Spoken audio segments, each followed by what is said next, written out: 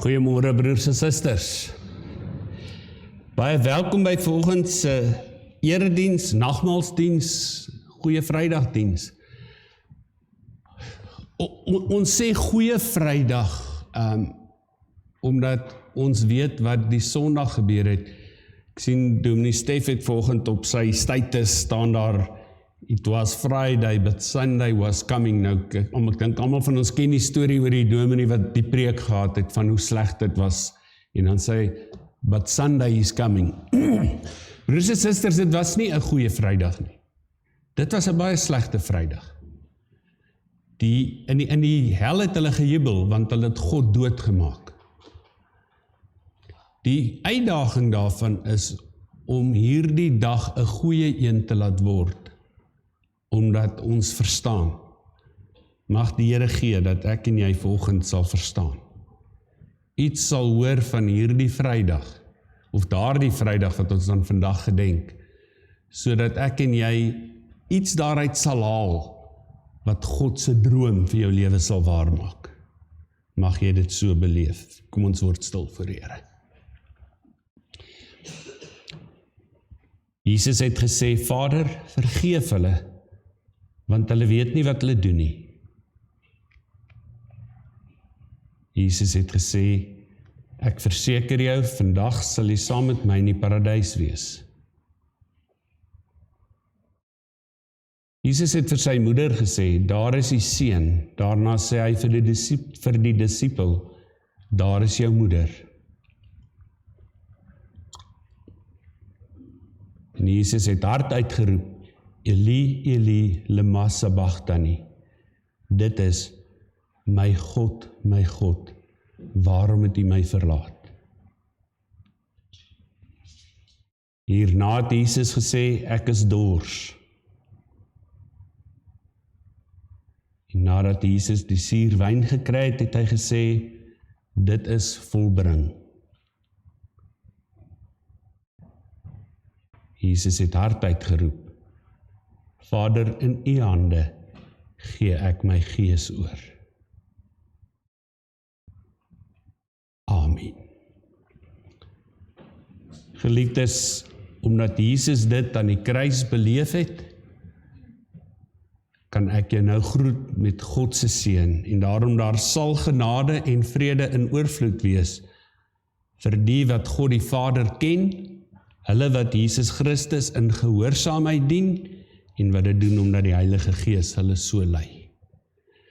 Ons lofsang vanoggend is lied 389, vers 1, 2 en 3, is dit my koning. Kom ons sing dit as 'n lied tot eer van die Here.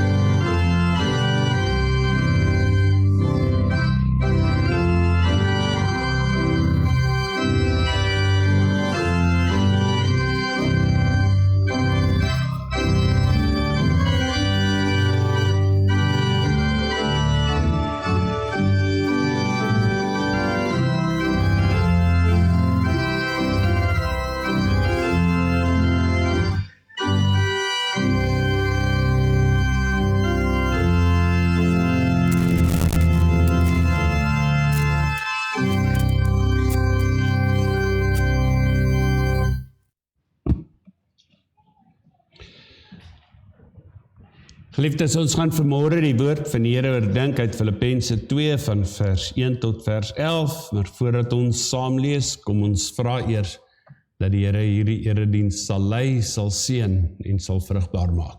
Kom ons bid saam. Hemelse Vader, ek vertrou volkome op U. Doen met my soos U goeddink. Wat U plan ook al met my is, ek dank U daarvoor. Ek is bereid om te doen wat U ook al van my vra. Ek aanvaar wat U oor my pad bring, solank U wil maar geskied in my lewe. Here, as dit gebeur, verlang ek niks meer nie, want U is my God. Ek lê my lewe in U hande, ek gee myself oor aan U, o Here, met my hele hart en alles wat ek is, want ek het U lief. Hierdie liefde maak dat ek nie anders kan as om myself aan U te gee nie, U sonder voorbou te gehoorsaam, op U alleen te vertrou, want U is my Vader. Amen.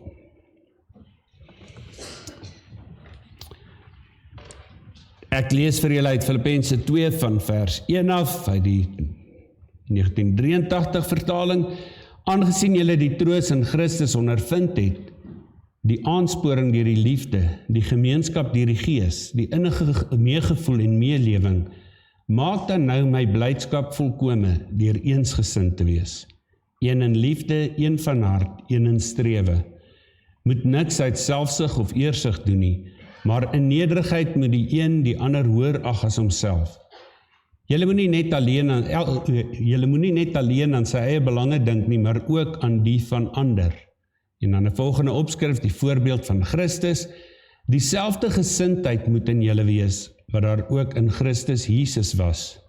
Hy, wat in die gestalte van God was, het sy bestaan op godgelyke wyse nie beskou as iets waaraan hy moes vasklem nie, maar hy het homself verneder deur die gestalte van 'n slaaf aan te neem en aan mense gelyk te word. En toe as mens verskyn het, het hy homself verder verneder. Hy was gehoorsaam tot in die dood, ja, die dood aan die kruis.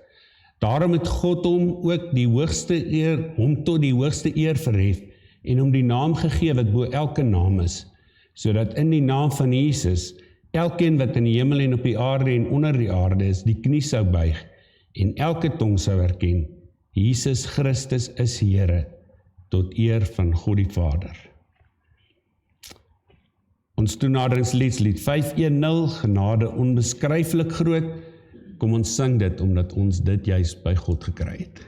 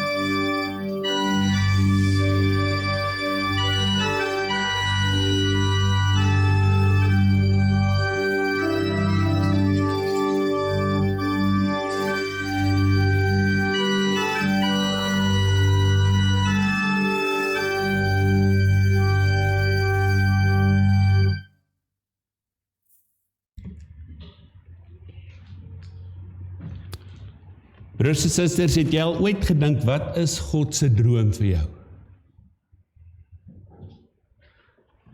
Wat leef in God se hart vir jou? Wat wil hy graag vir jou hê? Ek dink ons dink maklik hieroor as ons in moeilike omstandighede is en sê, Here, U skuld ons beter. Maar wat wil God regtig hê moet daar met jou gebeur? In Johannes 7 word dit beskryf as 'n sterk stroom van lewe in oorvloed. Oorvloedig, diep vrede, lewensgeluk, dankbaarheid, vreugde, alles in die oortreffende trap. Dis wat God wil hê vir jou. Ons hemelse Vader wil hê ons moet leef met 'n vryheid waarin dit wat hy jou gemaak het om te wees kan floreer. Waar nie alles kan wees wat hy jou gemaak het. Wat het hy jou gemaak om te wees? Sy beeld, 'n verhouding met hom.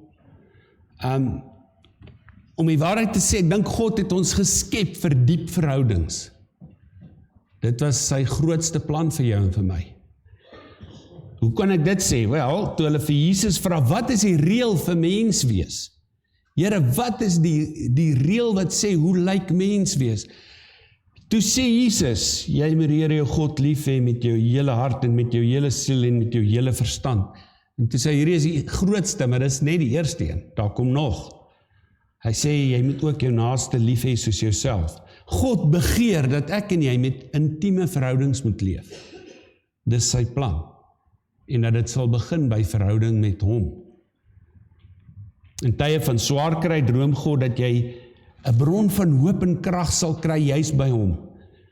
Sodat jy deur die swaar kry kan groei. Ons kan eendag 'n bietjie gesels oor wat Jakobus vir ons daarvan vertel.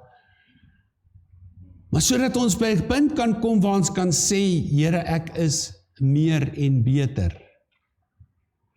Ek kan nou vrug dra. Ek is nou reg gesnoei. God wil ons vul met sy gees, sodat ek en jy oorwinnend kan leef. Nou, die volgende vraag dan. Hoeveel van hierdie droom het waar geword in jou lewe? Hoeveel hiervan sien ons? Ons karring nou al aan met lig en ons gaan nog aangaan daarmee. Hoeveel lig is daar in jou lewe? Hoeveel lig bring jy in hierdie wêreld? Toe die Here gesê het, ek maak jou om my beeld te wees, het hy nie bedoel, ek wil graag af en toe sien hoe ek self lyk nie, want hy weet hoe hy self lyk. Hy het gesê, ek wil hê jy moet vir ander mense gaan wys hoe ek lyk. Hoeveel daarvan is waar? Hoeveel daarvan sien ons in hierdie wêreld? Hoeveel daarvan sien ons by jou? Want op die einde is dit waar het gaan. Het help nie ons sê volgend wat 'n klomp ander ouens moet doen nie. As ek in hierdie wêreld kyk, dan is God se droom afwesig in mense se lewens.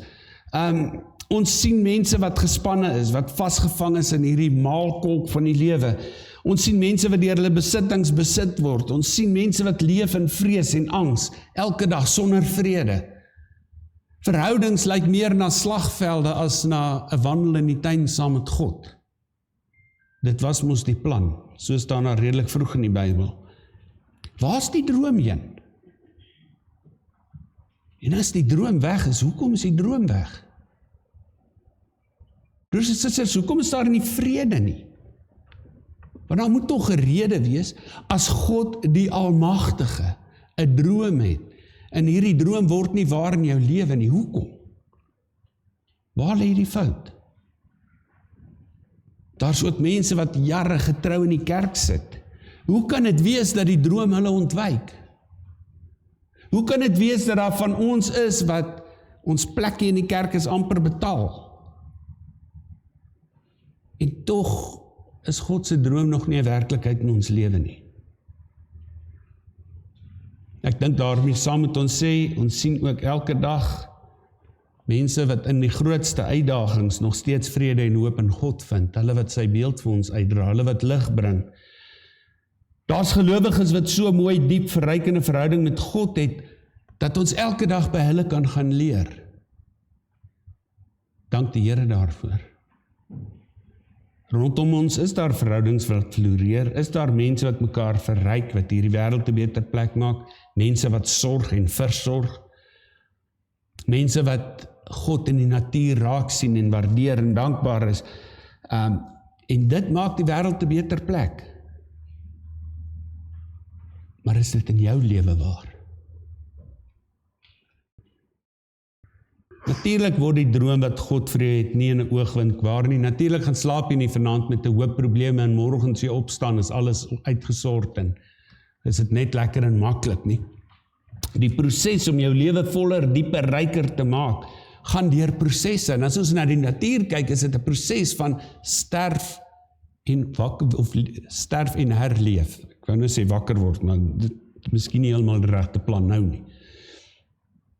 As ons na die natuur kyk, na seisoene, dan is dit, gaan bome dood, en dan bloei hulle weer, en dan is dit beter as ooit. So daar's 2 duidelike fases, lyk dit vir my in hierdie groeiproses, een is sterf en een is opstaan, maar albei is nodig, en dis waar ek vandag by wil uitkom, al 2 hierdie is nodig, sterf en opstaan. En nou kan ons baie maklik sê, wat praat jy, as ons gesterf het, is dit klaar. Miskien vir party, maar vir ander nie. Vir hulle wat aan God behoort, is dit nie. Die probleem hiermee is, ek en jy kan dit nie self bewerk nie. Vandag op Goeie Vrydag maak ons oop vir die proses van afsterwe in Christus. En dan Sondag, met die opstanding Sondag, laat ons weer sy lewegewende teenwoordigheid ons lewens vul. Om vandag hier te wees en die afsterwe deur te gaan, is net 'n deel van die proses. Ons moet dit baie mooi verstaan, want is hier waar ons die pot missit. Dis hier waar ons nie die God se droom in ons lewe laat waar word nie. Sonder die opstanding bly jou lewe leeg, sonder krag, sonder oorwinning. As jy net dood gaan, is jy net dood. Maar Jesus het opgestaan. Dit bly vir my altyd vreemd, dat die Goeie Vrydagdiens beter bygewoon word as die opstandingsdiens. En julle kan nou koppe tel, doen ons dit weer Sondag en kyk ons. Dit is so. Dit is altyd so. Is altyd so. Hoekom? Omdat hierdie ons meer emosioneel aanspreek, omdat ons Jesus wat aan die kruis vasgeslaan word, kan sien word hoe ons sondes betaal word, en dit is vir ons lekker en goed en mooi. En Sondag, as Jesus opstaan en sê, nou lewe ek, lewe nou vir my. Ja, ons was dan Vrydag in die kerk, ons kan dan seker 'n bietjie familietyd ook inwerk. My broer en my suster, as jou familietyd God nie insluit nie, is dit baie, baie laat in die nag. As jou familietyd, hier sit mos nou families wat by mekaar gekom het vir die Paasnaweek. God is deel van hulle familietyd. Kom sal dit Sondag anders wees. Dit is soos iemand wat 'n leivoor maak. Nou, ek dink party van ons is na die tyd van leivore gebore, so ons sal nie mooi verstaan nie. Maar as jy hierdie leivoor skoon gemaak het, hard gewerk het, alles verwyder het, en hierdie leivoor is skoon en hy kan ooploop, en ons koppel nie die waterbron aan die leivoor nie, gaan die groentetuin nie groei nie. Of die groente in die groentetuin nie groei nie. Jy sien, dit is baie goed om die leivoor skoon te maak, dit is baie nodig. Maar dan moet ons die water laat inkom. Anders is die proses net half. Dit is baie goed om saam met Christus te sterf. Maar om nie saam met hom te lewe nie, is om die proses halfpad te laat ophou. En dan kan die droom nie waar word nie. Ek dink baie Christene haak hier vas. Goeie Vrydag is die proses waar God die kanaal oopmaak vir sy lewegewende water om deur te vloei. Maar ek wil nou volgend vir jou sê, en ek is iemand wat in die woord raak gelees het, dat ons behoort kerk toe te gaan, dit hoort so, maar om net kerk toe te gaan, beteken nie vrek veel nie. Dis soos, jy kry mos 2 tipes mense wat werk. Party gaan werk toe en party gaan werk. Om werk toe te gaan, beteken ongelukkig nie vrek veel nie. Ek hoop nie hulle betaal jou daarvoor nie. Maar om te werk, dit moet jy voor betaal word, so leer die woord ons ook. Jy sien, ons kan al hierdie geestelike oefeninge bywoon, sonder om God in ons te laat lewe, en dan help dit niks. Bybelstudie bywoon is om die hindernisse uit die weg te neem, want om dit nie te doen nie, verstop die vloei. Maar dit laat nog nie die water loop nie. Die kanaal moet oop wees, maar dan moet die lewende water deur hierdie kanaal vloei. Dan moet Jesus Christus deel word van wat ek en jy doen. Dan moet ek en jy aan die bron gekoppel wees, plugged in, ingeprop by die kragbron Jesus Christus. Anders, my broer en suster, wat help dit? Andrew Murray skryf, hy sê daar's een groot hindernis om vir volle seën van God te ontvang. Hy sê hierdie hindernis keer al die ander goed wat God vir ons wil gee. Al die ander hindernisse kom daar uit. Nou dis groot woorde. Hy sê, die eie ek, die self met vertakkinge van selfsug, selfvoldoening en hoogmoed, die eie ek verstop die vloei. Kan dit waar wees wat hy sê? Ek dink so, die woord sê dit self. As die gesindheid van Christus nie in ons is nie,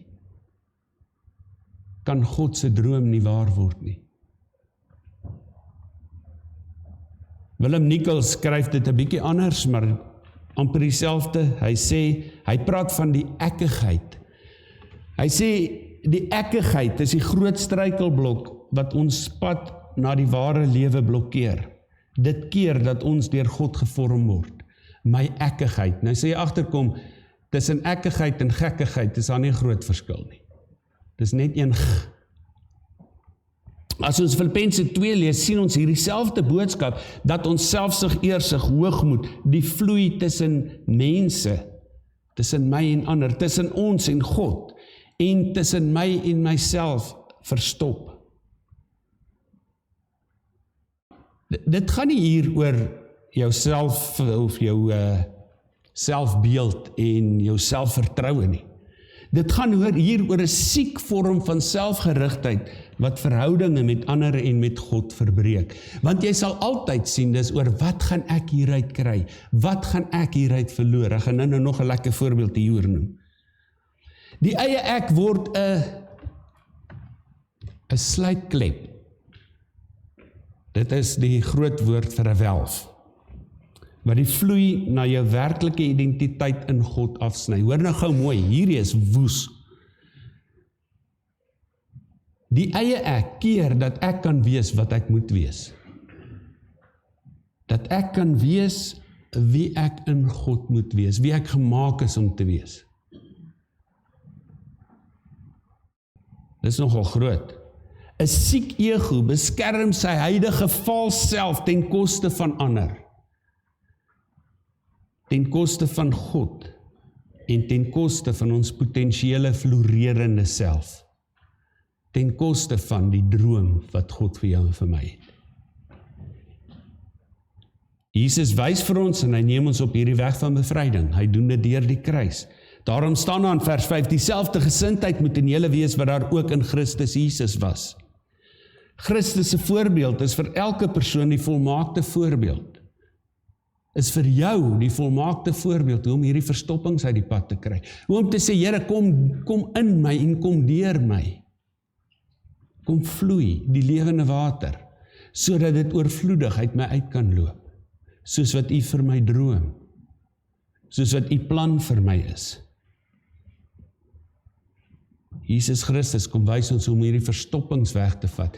Jesus Christus kom leer ons om te wees wat ons moet wees. Ons is deur die geloof deel van Christus en daarom kan ons vandag sê ons het saam met hom gesterf. Maar my broer en my suster, as ek en jy nie Sondag saam met hom opstaan nie, wat help dit? Wat help dit dat ons doodgaan vir God, maar nooit lewe vir God nie? Is dit nie tyd dat ons moet begin lewe vir hom nie? Jesus het gelewe. 3 dae was genoeg vir hom om te besluit, hierdie dood is nie 'n lekker ding nie. Kom ons kry klaar daarmee. Ek ook uit voor die tyd het geweet. Hy het dit net gedoen oor die prys vir jou en vir my betaal moet word, en oor ek en jy so duur prys het. Oor ons nie cheap is nie. Maar nou lewe ons cheap. Omdat ons deel het aan Christus, begin sy gedagtes en sy gesindheid, ons gedagtes en ons gesindheid vernuwe, hervorm, sodat dieselfde gesindheid in ons kan wees wat daar in Christus Jesus is. As ons hom toelaat. Kom ons kyk na hierdie gesindheid van Jesus. In hierdie gedeelte van die Christuslied word Christus se vernedering as 'n klomp vernederende trappe na onder toe beskryf. Hy begin deur sy bestaan as God prys te gee en 'n mens te word. Dit is 'n vernedering. Nie omdat hy verplig was nie, vrywillig. Omdat jy vir hom kosbaar is. En vandag mag jy dit hoor, jy en ek is vir Jesus Christus so kruisig, so kosbaar dat hy gekruisig geword het. Sodat God se droom vir jou kan waar word. Maar gaan dit hang van jou af. Dis vir jou om te besluit. Dit kom van nêrens anders af nie. Hy het nie aan sy uiterlike vorm en status vasgehou nie, hy het dit laat gaan vir jou. Op daardie Vrydag. Daarmee saam laat vaar hy sy voorreg om verheerlik en geprys te word. Hy het aanvaar as mens, gaan hy dit nie kry nie. As jong seun gaan hy raas kry oor hy in die tempel was, terwyl die familie al halfpad huis toe was. Vir hom om 'n mens te word was 'n slawerny. Hy neem die gestalte van 'n slaaf aan, waar hy niks besit nie eers sy eie liggaam nie, want dit is van hom af weggeneem. Hy gee dit vrywillig op, vir jou, daardie Vrydag. Vir hom was om te dien die gesindheid van egolose selfopofferende liefde. Hy het homself gegee vir jou. Hy vat dit dan nog 'n stap verder. Hy verneder hom tot die dood. Nie enige dood nie, die kruisdood. Die vernederendste tipe dood wat daar is. Wat een kant gehou is vir kriminele, terroriste, mense wat deur die samelewing verwerp is. Waar die dood bedoel is as 'n vervloeking.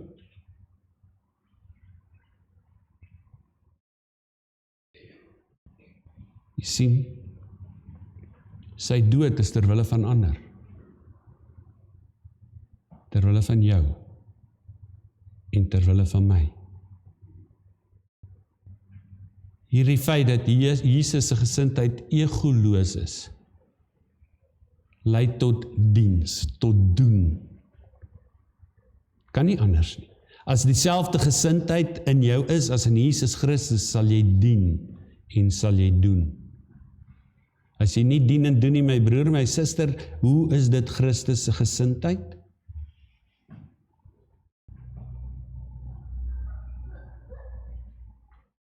Die Engelse vertaal, of van die Engelse vertalings vertaal hierdie gesindheid met the mind of Christ. Die manier waarop Christus gedink het, was ter wille van God die Vader, en ter wille van sy kinders, wat hy lief het. Jesus se denke, gevoel en keuses, laat hom kies. Laat hom kies vir die dood, as dit is wat vir jou en vir my lewe kan bring. Hoekom dink julle het net so rukkie voor die kruisiging die Jode vir Barabbas gekies? Het jy al ooit daar gedink? Barabbas, hierdie bad news ou, ek bedoel die slegste onder die slegtes. Daar word vir hulle gesê, julle kan kies met 'n obvious keuse. Hierdie ou is regtig bad news.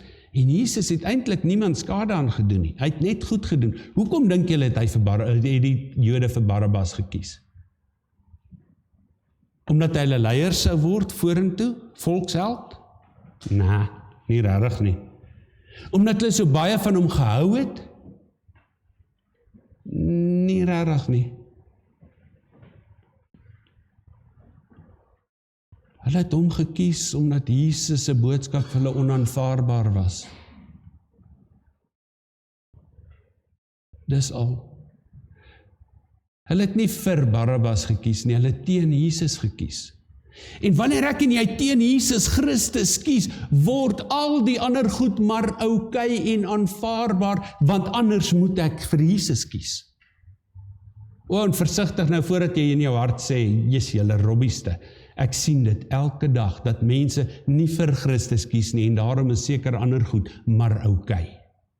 Elke dag, hier, Heidelfontein, en al die ander plekke. Hulle het nie vir Barabbas lief gehad nie, maar hulle het die waarheid gehaat. Hulle het hierdie boodskap van God af gehaat. En dan kies hulle iets anders om na te luister, al is dit dan 'n moordenaar, al is dit dan Barabbas. Net nie Jesus nie, want Jesus se woord is die een wat sê, gaan verkoop dan alles en deel dit. Dis wat hy gesê het. Is die een wat sê, gun ander presies wat jy vir jouself vra. Dis wat hy gesê het. En dan sê hulle, nee, ons kies nie dit nie. Dan eerder Barabbas. Hoekom is God se droom in jou lewe nie waar nie? Miskien het jy nog nie gekies nie. Miskien is Jesus nog nie alles nie. Dis die keuse waarvoor jou en my gesindheid ons stel. Dis die keuse waar daar uit die Bybel uit raad kom wat sê, dieselfde gesindheid wat daar in Jesus Christus is, moet daar in jou wees. Die ander probleem is met ons selfprysgawe verdien ons nie die nuwe lewe nie. Skuld God ons nie. Dis doodgewoon ons belydenis dat ek hierdie net kan doen wanneer ek in Christus is. Die droom kan net waar word as jy in Christus is. Vandag saam met hom sterf, Sondag saam met hom opstaan en dan saam met hom lewe. Dis 'n roemer dat jy maar kan maak soos jy wil. Dis nie waar nie. Dis 'n roemer dat jy kan doen net wat vir jou lekker is. Lekker is roomys, man. En miskien af en toe chocolates.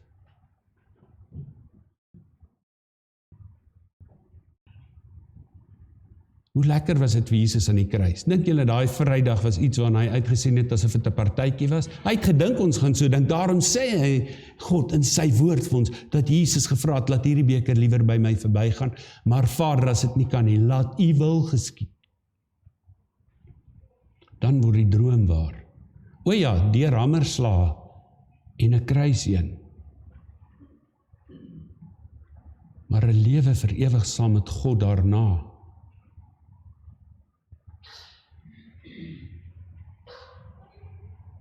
Dis ons getuienis as ons onsself prys gee dat net God vir ons hierdie droom kan waarmaak. Maar God gee reeds vir ons dit wat hy van ons vra, nie. Paulus noem 4 voorregte op grond waarvan ons eensgesindheid kan bou. Hy sê die troos in Christus, God se versorgende besig wees met ons in Christus, die aansporing tot liefde, hy sê God kom stel self die voorbeeld van hierdie liefde, die gemeenskap deur die Gees, die bande tussen ons word deur die Gees opgebou, en innige meegevoel en meelewing. Ons emosies kom dan van God af. Ons droom kan waar word in God. Christus gee homself reeds vir ons, sodat ons onsself kan gee. Ons eie ek kan laat kruisig saam met Christus. Ons hele menswees word dan verbind aan mekaar en aan God. Hierdie gedagte word uitgedruk in die volgende woorde wat ons gelees het. Een in liefde, een in hart, een in strewe. Wat? Wanneer laas het jy een in liefde gesien in hierdie wêreld? Een van hart. Een in strewe. Weet julle wat die ergste? Die keer wat ek mense saam sien staan het, was dit teen dit wat reg is. Die regte ouens het alleen gestaan.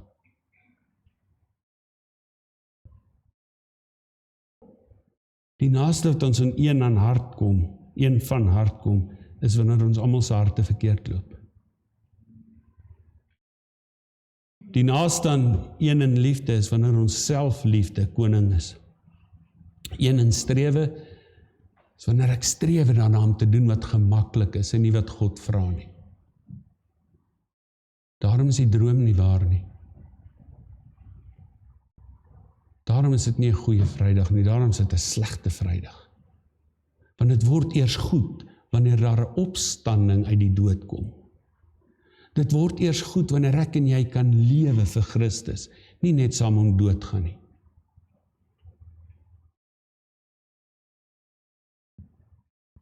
Een in liefde, een van hart, een in strewe. Want is God se droom. Dis hoe God wil ek en jy moet lyk. Lyk jy so? Niemand anders kan dit vir jou doen nie. Om in jouself te sterf is eintlik 'n sterf aan die masker wat jy dra, nê? Dis nie om dood te gaan dit wat God jou gemaak het om te wees nie. Dis om dood te gaan dit wat die wêreld jou gemaak het om te wees, al het God jou anders gemaak. Dis 'n sterf aan jou vals self, aan hierdie voorgee, aan hierdie self wat jy gebou het uit vrees vir hierdie wêreld en aan jou toegee vir hierdie wêreld. Die volstruistoon mense, hulle het so teen hierdie bome opgeklim en met hulle tone vasgebyt, dat hulle voete naderhand regtig soos volstruistone geword het. Hulle het lank genoeg so aangehou, dat dit naderhand alles vervorm het. My broer en my suster, om te sterf aan jouself is om te sterf aan die verkeerde self. God vra nie dat jy vir hom sterf nie, hoor. Dis nie waar nie.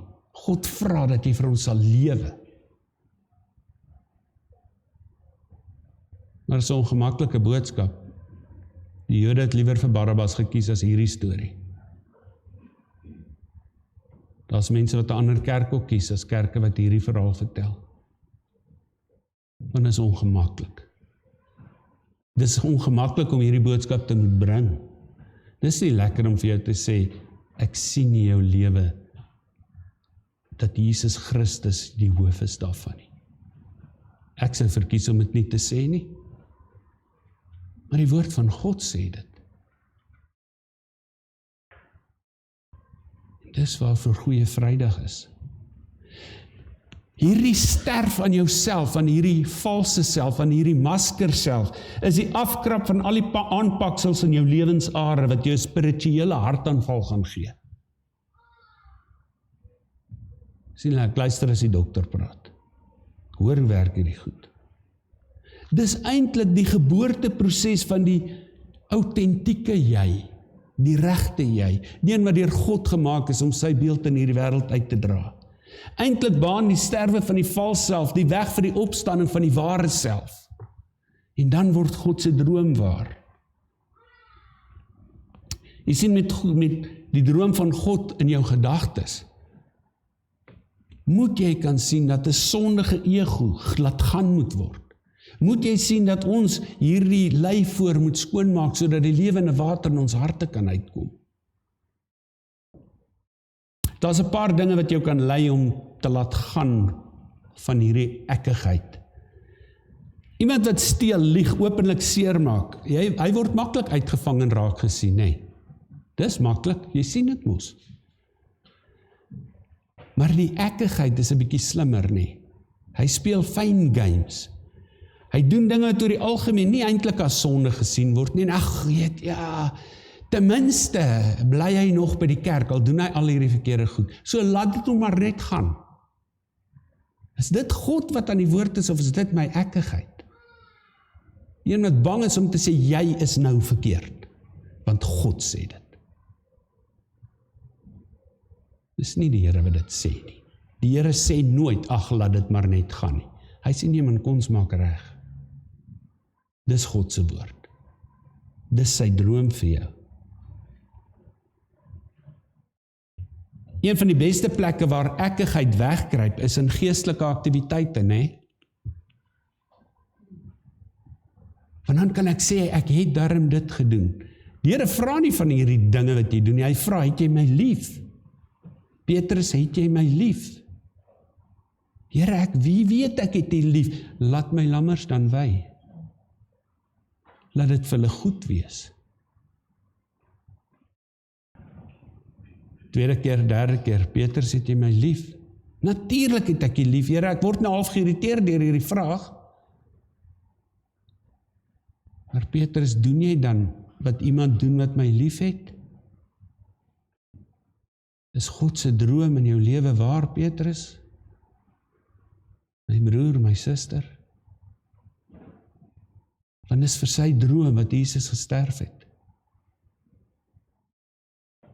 Sy droom kan nie wees om te maak wat jy smaak nie. Sy droom kan nie wees om wegkruipertjie te speel met die lewende God nie. 'n skelm ego kan by goeie dinge betrokke wees. Hy misbruik dit vir lof en vir erkenning. Ek het al gehoor van ouens wat sê, die ding waarop ek die heel trotste is in my lewe is my nederigheid. Nee. Ek is so nederig dat julle almal moet sien hoe goed ek is. Ja, wel. Tot eer van God of tot eer van jouself. Selfs met kerk toe gaan. Hoeveel mense, ook by ons, in ons gemeente, is betrokke by geestelike aktiwiteite, suiwer vir die goed voel ervaring daarvan, solank as dit hulle laat goed voel. My broer en my suster, kom, wees nou gou baie eerlik, nee, en ek vra hierdie in die naam van die Here van jou. So wees nou eerlik, speel saam. Hoeveel regstellings het jy al op 'n maandag gesien, omdat iemand Sondag deur God aangespreek is?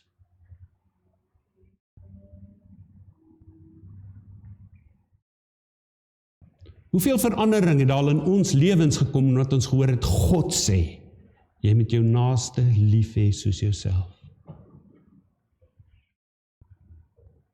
Ek het 'n antwoord, glo jy het ook? Is dit God se droom vir jou? Is dit waarvoor Jesus aan die kruis gehang het, gesterf het, geroep het, my God, waarom het U my verlaat? Sodat hy verlate kan bly? Sien, as die geestelike my laat goed voel, is dit reg. As dit darm lekker is, as dit 'n vibe het, dan is dit reg. Maar as dit iets van my vra, dan sê ek nee. Dan is daar 700 maars vir elke opdrag van God.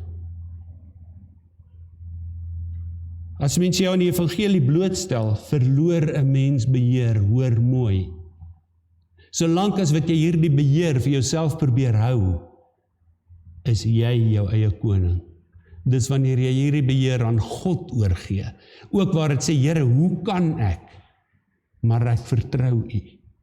Dan word die droom waar.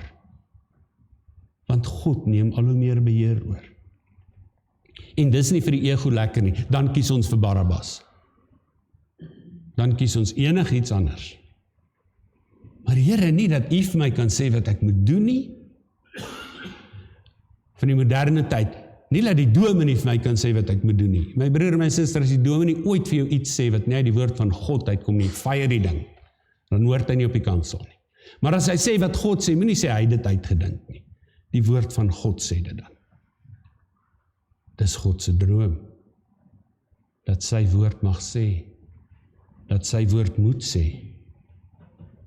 Maar die ego is so slim. Andrew Murray wys op 'n klomp plekke daarop, hoe 'n mens so besig met die Bybel kan bly, dat hulle nie by God kan uitkom nie. En besig bly met die Bybel is wonderlik, solank as die Bybel vas is aan die God wie se woord dit is. Maar as die Bybel jou verskoning word om nie by God uit te kom nie, vergeet dit, laat los. Maar as dit jou by God laat uitkom, is dit sy droom. Anders groei ons in ons verstandelike vermoë en in ons kennis en in ons hoogmoed, maar dit het niks met God te doen nie. Jy moet leer jou God lief hê met jou hele hart en met jou hele siel en met al jou kragte.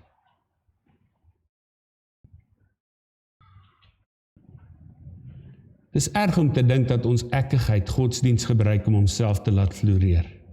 Geen wonder dat mense buite die kerk soms sê kerkmense is skynheilig nie. Want hulle sien nie dat godsdiensgelowiges heiliger maak nie. Eerder juis ekkiger.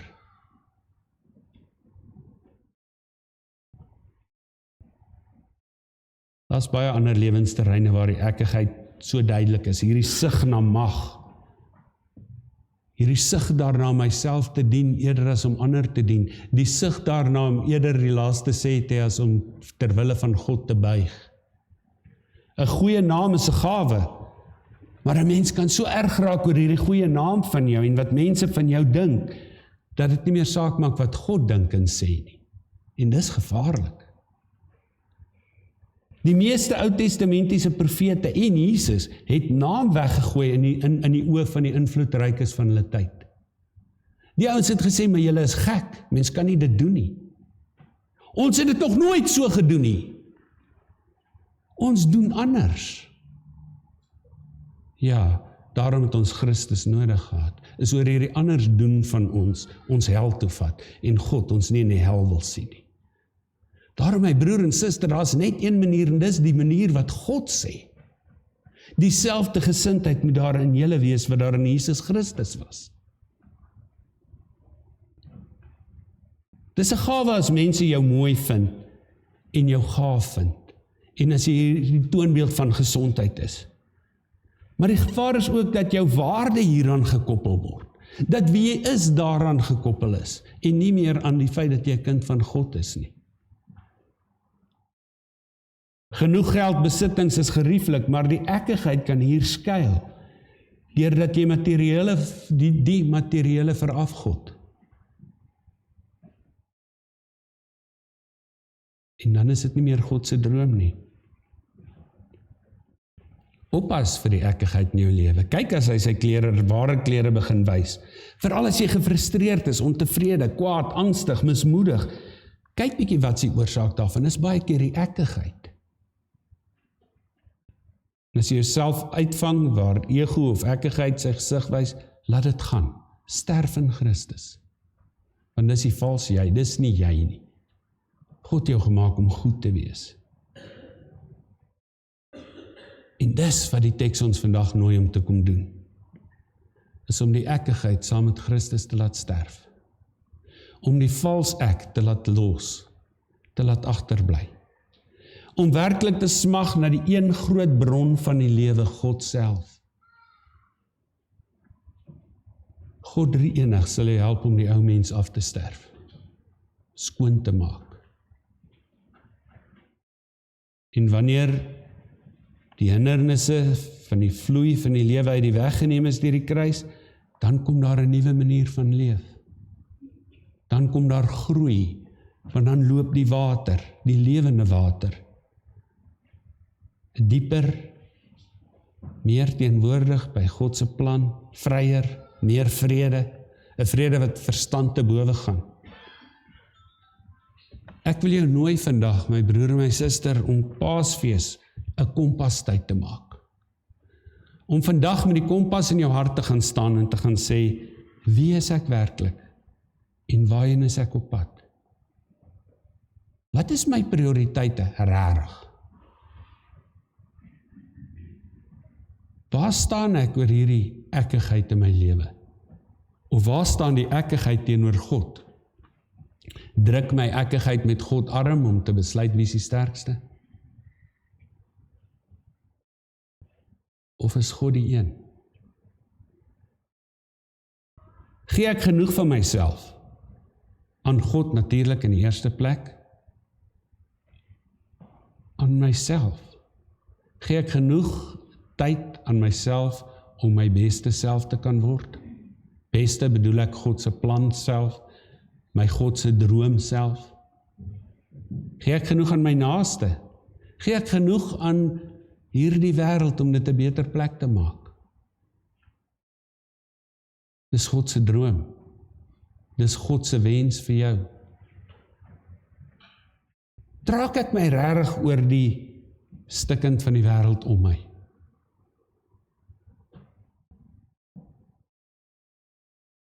Of gryp ek gulsig na elke kans wat my ekkigheid verhef tot koning? stoei ek om vir my 'n plek oop te druk? Buig ek voor God of storm ek soos op Black Friday die winkel se deure sodat ek die beste bargains vir myself kan kry? Sodat ek voor in die tou kan staan vir ingeval die wêreld iets uitdeel. En dan moet jy staan nou, maat. Maar voor God kan jy maar op jou knie wees. Is okay? Hy sal jou optel.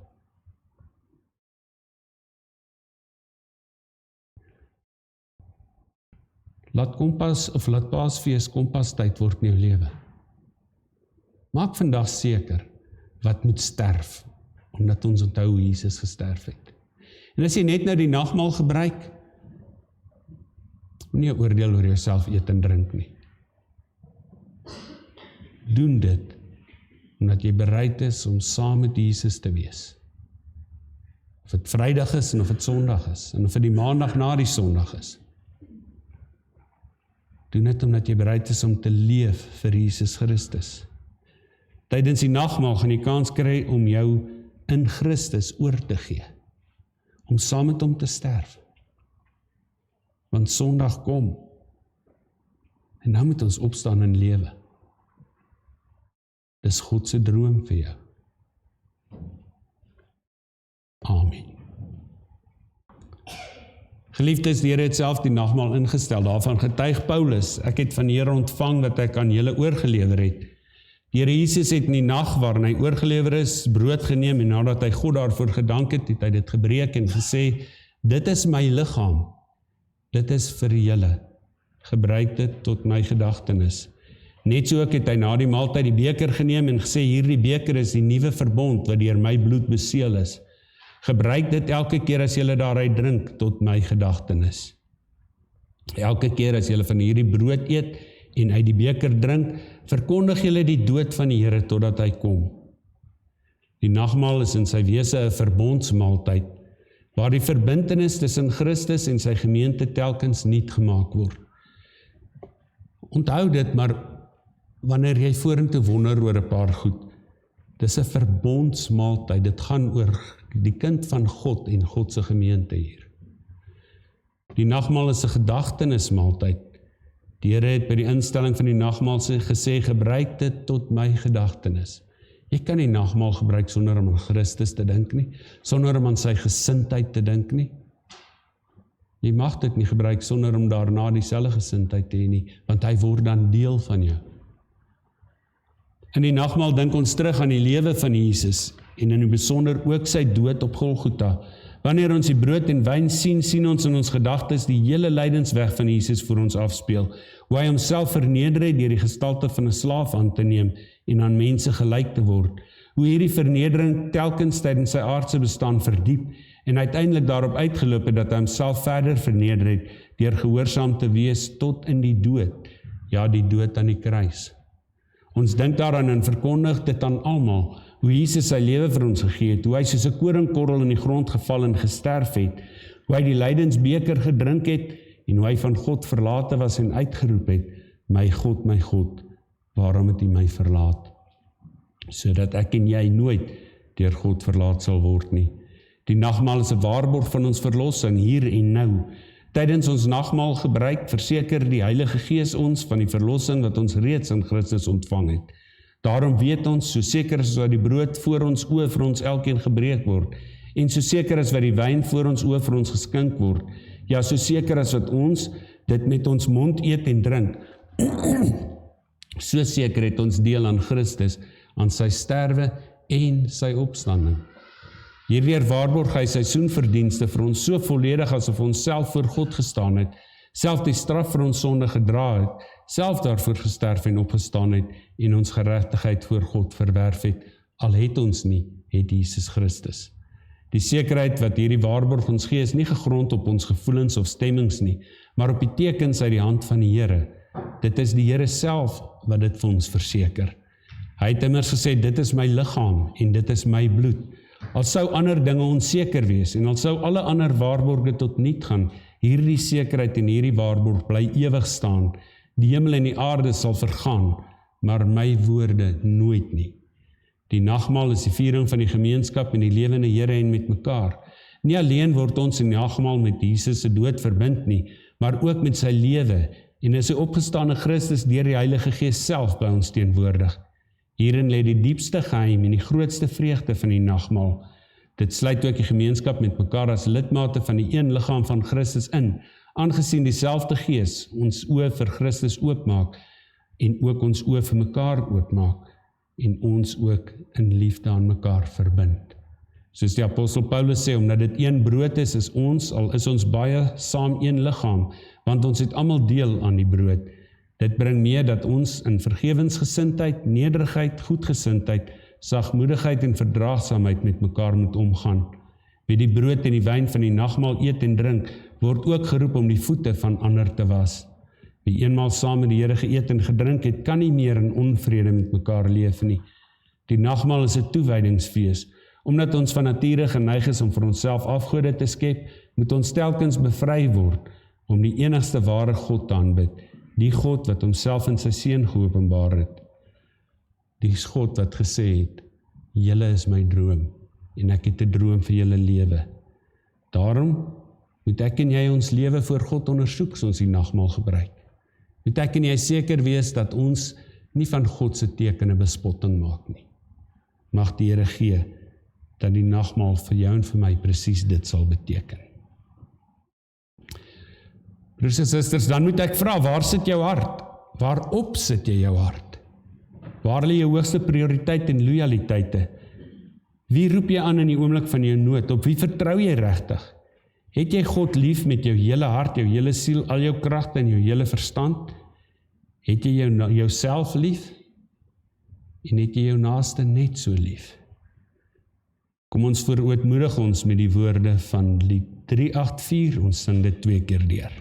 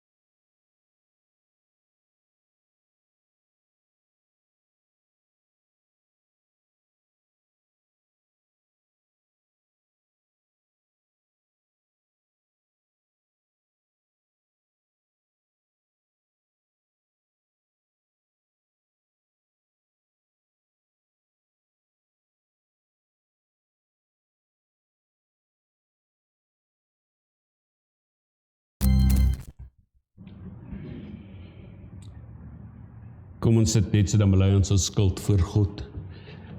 Genadige God, ons het U nie lief gehad met ons hele hart en met ons hele siel en met al ons krag en met ons hele verstand nie. Liefdevolle Here, ons het nie ons naaste so lief gehad soos U ons geleer het nie. Hemelsvader, ons het onsself nie lief soos U van ons vra nie. Mag die Here genade betoon aan elkeen van ons. Mag hy ons vergewe in sy troue liefde. Mag hy aan ons vrede gee. Amen. Aan God die dank. As ons dan nou die tafel voorberei, kom ons dink oor die nagmaal en kom ons maak seker dat ons vir die Here sê, Here, ons is hier vir dit wat U wil, vir U drome om in ons lewe gestalte te vind. Ons berei dan nou die tafel voor.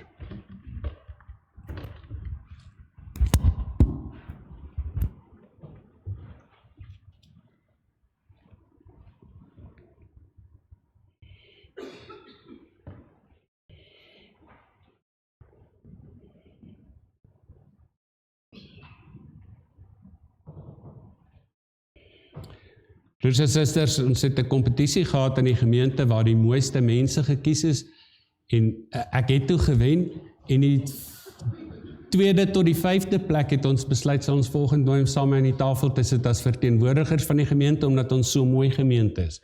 So ek wil vra dat Die dames wat ek gereël het, asseblief hier by die tafel sal kom aansit as verteenwoordigers van die gemeente.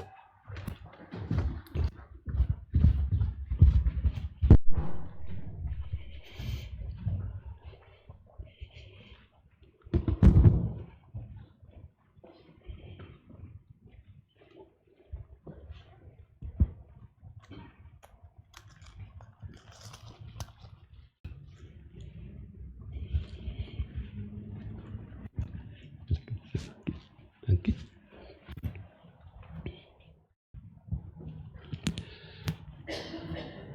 Broers en susters, daar is maar een rede hoekom ek en jy die nagmaal mag gebruik, en dis omdat ons glo. Omdat ons sê, Here, dit wat U woord sê is waar. Dit wat U is waar. Kom ons sit daarom net so. Ek wil tog vra dat jy saam sal bely, as jy nog die woorde onthou. Ek is nie seker of dit op die bord gaan wees nie. Dit is, so almal onthou dit. Kom ons bely ons geloof. Ek glo in God die Vader, die Almagtige, die Skepper van die hemel en die aarde, en in Jesus Christus, sy eniggebore Seun, ons Here, wat ontvang is van die Heilige Gees, gebore is uit die Maagd Maria, wat gelei het onder Pontius Pilatus, gekruisig is, gesterf het en begrawe is, en ter helle neergedaal het, wat op die derde dag weer opgestaan het uit die dode, wat opgevaar het na die hemel, en sit aan die regterhand van God, die Almagtige Vader, van waar hy sal kom om te oordeel, die wat nog lewe en die wat reeds gesterf het. Ek glo in die Heilige Gees, ek glo in 'n heilige algemene Christelike kerk, die gemeenskap van die heiliges, die vergewing van sondes, die opstanding van die vlees, en in ewige lewe. Amen. Ek gaan vra dat ons as tafelgebed sal sing Vlam 87, maak my nou stil, Heer, om ons sing dit ook 2 keer deur.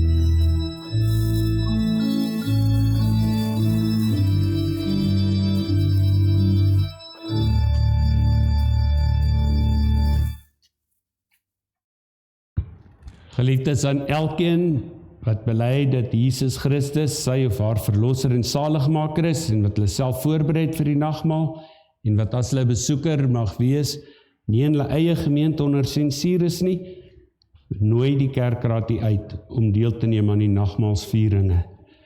Kan ek net seker maak dat dalk iemand wat by die inkom nie 'n brood gevat het daar voor by die tafel nie? sodat ons net kan reël dat daar 'n broodjie by u uitgebring word. George het nie die brood vergeet nie, hy gaan vir ons klavier speel terwyl ons nagmaal bedien. Is daar enige iemand wat nie wyn gevat het nie? Goed, dan lyk dit vir my is ons uitgesorteer.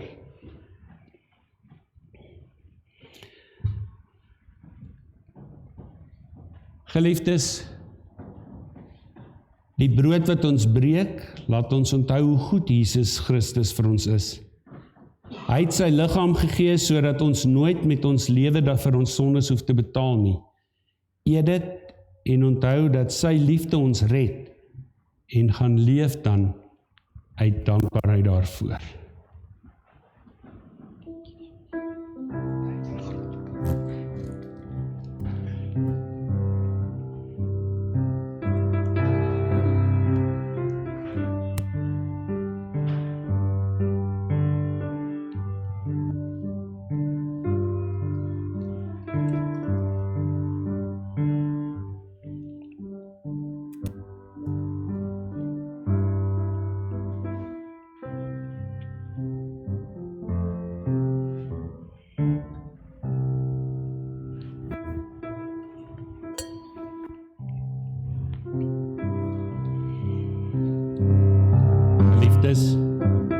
Die wyn wat ons drink,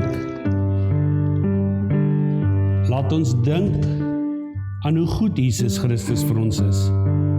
Hy het sy bloed gegee, sodat ons nooit met ons eie bloed vir ons sondes hoef te betaal nie. Drink dit en onthou dat sy liefde ons red en gaan leef dan uit dankbaarheid daarvoor.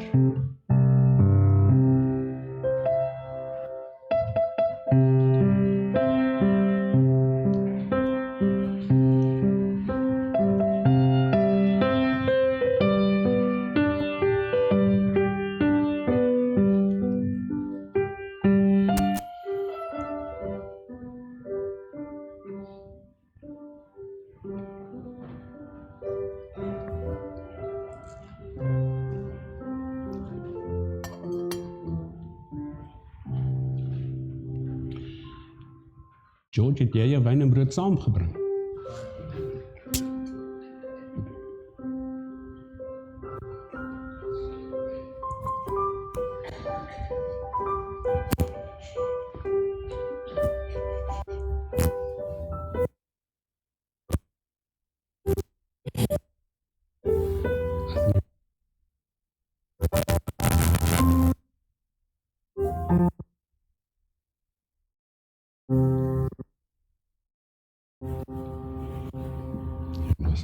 Beter vat vandag.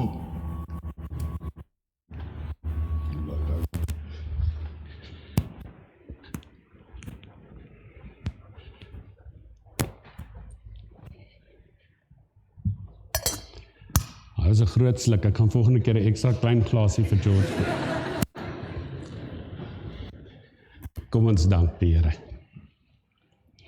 Here, omdat U ons met die hemelse brood verkoop het, wil ons in dankbaarheid U naam loof en prys. Ons wil die heilige naam loof, Here, met alles wat binne ons is. Ons wil die heilige naam loof, Here, en geen een van die weldade vergeet nie. U wat al ons ongeregtigheid vergewe, wat al ons krankhede genees, wat ons lewe verlos van die verderf, wat ons kroon met goedertierenheid en barmhartighede. Ons bely vanoggend dat U barmhartig en genadig is, Here, geduldig en goed vir U kinders.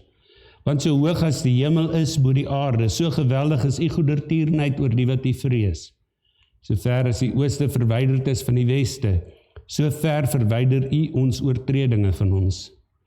Soos 'n vader ontferm oor sy kinders, so ontferm U, Here, U oor die wat U dien.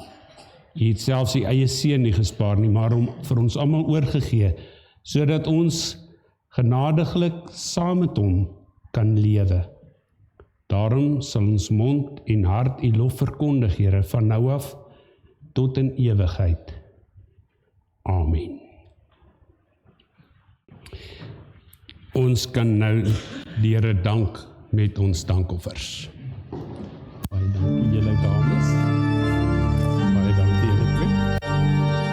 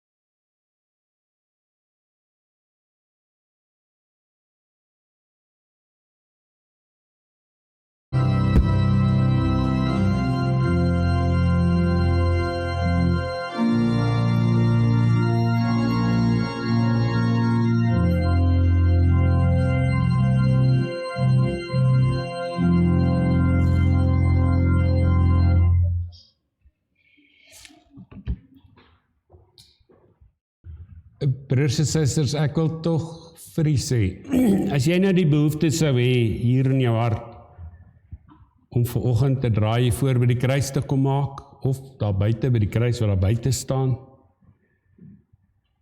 en vir Here te sê, Here, my ekkigheid, kan hy nie meer aan hierdie kruis hoort saam met u nie. Dan is jy welkom. As jy nie so voel nie, asseblief moet dit nie doen nie. Wat ek probeer sê is, die bedoeling is dat jy en die Here vanoggend by mekaar moet uitkom. Dat julle mekaar moet raakloop. Rondom die nagmaal, rondom die kruis, rondom sterf saam met hom. Moenie die kans laat verbygaan nie. Ag, wat maak dit saak, wat dink die ander ons? Ek weet wat kan hulle dink, en hulle is maar lekker stupid, so. Moenie die kans laat verbygaan om vir die Here te sê, Here, hier is ek nie. My broer en my suster, God het 'n droom vir jou. Laat hom die droom waar maak. Dit sal goed wees vir jou. Kom ons sluit af met die Onse Vader.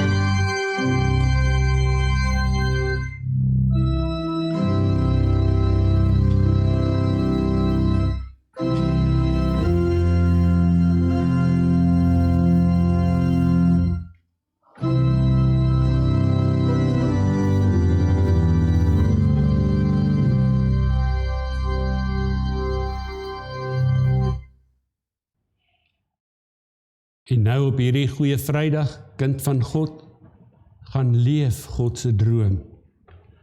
Want jy is nie per ongeluk hier nie. Waar jy ook al gaan, dis waar God jou stuur. Waar jy ook al is, God het jou daar geplaas. God het 'n plan met jou presies daar waar jy is. Jesus Christus leef in jou en hy werk in en deur jou daar waar jy is. Glo dit, leef dit. In die liefde van God die Vader, deur die genade van Jesus Christus sy Seun en die krag van die Heilige Gees ons trooster. Amen.